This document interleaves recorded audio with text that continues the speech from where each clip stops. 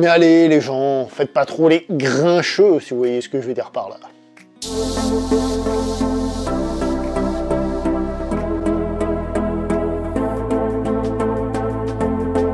Bonjour à vous les cinéphiles et bienvenue pour cette nouvelle critique en post-projection. Il va être aujourd'hui question du film Le Grinch, version 2018, qui est donc un film d'animation fait par le studio Illumination, à qui on doit déjà, entre autres, Moi, Moche et Méchant, et Les Mignons, d'où la petite vidéo que j'ai déjà faite aujourd'hui, qui parle de ce court-métrage qui précède ce film-ci.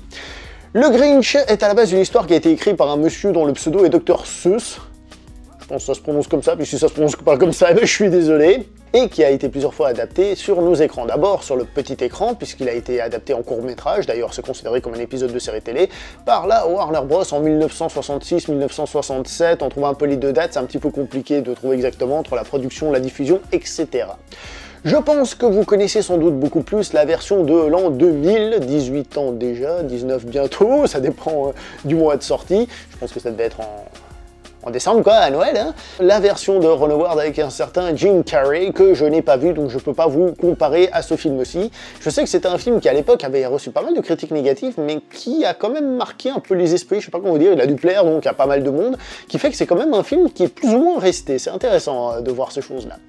Bon, et cette version 2018, qu'est-ce qu'elle vaut? Je vais vous donner la note comme d'habitude, et la note que moi je vais lui donner c'est 6 sur 10. Un petit 6 sur 10 parce qu'il faut partir du principe que c'est un film qui fait le job. Il fait ce à quoi on s'attend, c'est-à-dire de la comédie, de l'humour et une ambiance très Noël, très joyeuse. Et c'est pratiquement tout. Il faut savoir que c'est un film qui vise les enfants niveau humour. D'ailleurs, on est assez proche de ce qu'on a dans les Looney Tunes et compagnie, hein, des gens qui se cassent la gueule à tire-larigot et compagnie. Hein.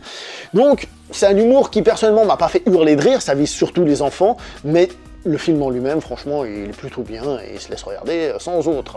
D'abord, visuellement, il faut reconnaître que c'est très beau. Alors, bien sûr, il joue sur le côté un peu stéréotypé des personnages, hein, surtout les humains, tout ça, et ils sont un peu... Bref, ils sont pas réalistes, c'est ça que je voulais dire, d'où la coupure, là, parce que je cherchais mes mots pendant un moment.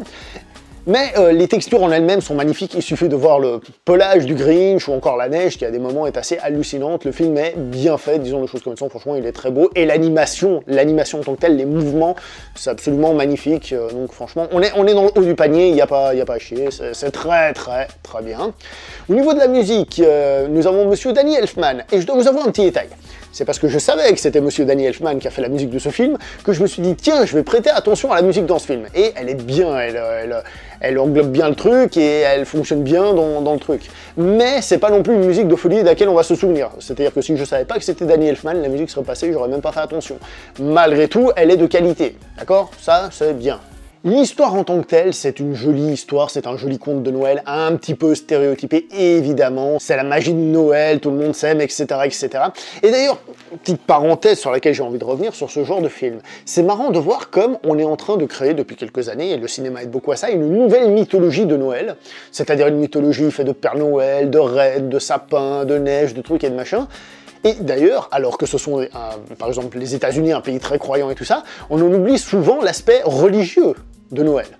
On préfère, nous, parler justement de Père Noël et de choses comme ça. Alors bon, l'avantage, c'est que ça prend tout le monde et que ça vexe personne, puisqu'on ne parle pas de religion, donc on prend toutes les religions, enfin ceux qui veulent participer à la fête, parce que finalement, c'est plus une fête religieuse, on en fait autre chose.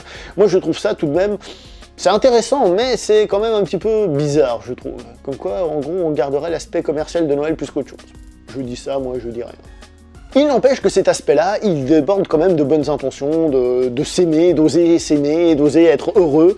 Et j'adore ça, je l'ai déjà dit, je trouve que ce sont des films qui acceptent et qui tolèrent de laisser passer ces émotions qui parfois sont un petit peu bloquées en mode oui, non, mais attends, ça c'est pas réaliste ou je sais pas quoi. Là, on est dans un de ces films dans lequel il faut prendre du plaisir et il faut accepter le bonheur d'une certaine manière. Le film, je l'ai vu en VO et il faut savoir que la voix en version originale, c'est Dominic Cumberbatch et je trouve qu'il fait très bien le rôle, j'ai rien à redire là-dessus, ça m'a absolument pas gêné, au contraire, je trouvais ça très bien fait. Un petit mot encore sur la mise en scène en tant que telle, plus que l'effet visuel. La mise en scène fait exprès de nous en mettre, quand elle peut, plein la vue, avec des caméras qui avancent comme ça, qui se prennent des trucs dans la gueule et tout. Franchement, au cinéma, j'ai beaucoup aimé ça. Franchement, j'ai beaucoup apprécié.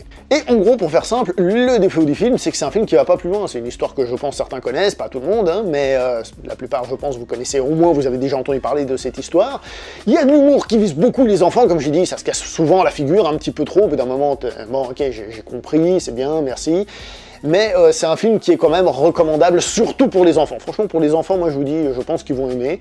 C'est très cartoonesque et je pense que ça passera très très bien. Pour les plus grands, bah, pour accompagner les enfants, ça va bien aussi. Si par contre vous voulez vous faire une sortie entre vous, ça peut faire le job, hein, comme j'ai dit, c'est un film qui fait le job, hein, en règle générale, mais je pense pas que ce soit le film à voir absolument.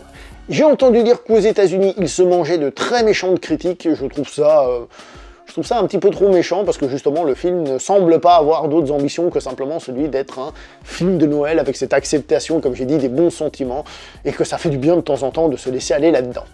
Bref, je vais pas aller beaucoup plus loin, je pense que vous avez compris, de toute façon, le film en lui-même n'est pas... Il n'y a pas 36 millions de choses à dire, à part rentrer dans le scénario en lui-même, qui, comme j'ai dit, je pense vous connaissez. Et si vous ne connaissez pas, bah tant mieux, découvrez-le.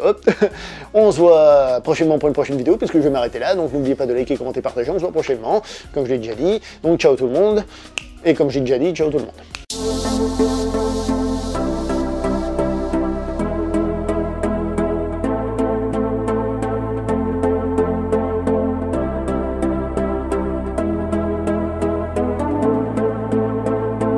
Bon, maintenant que j'ai vanté les mérites de Noël, il faut que j'aille dépenser mon fric pour faire des cadeaux.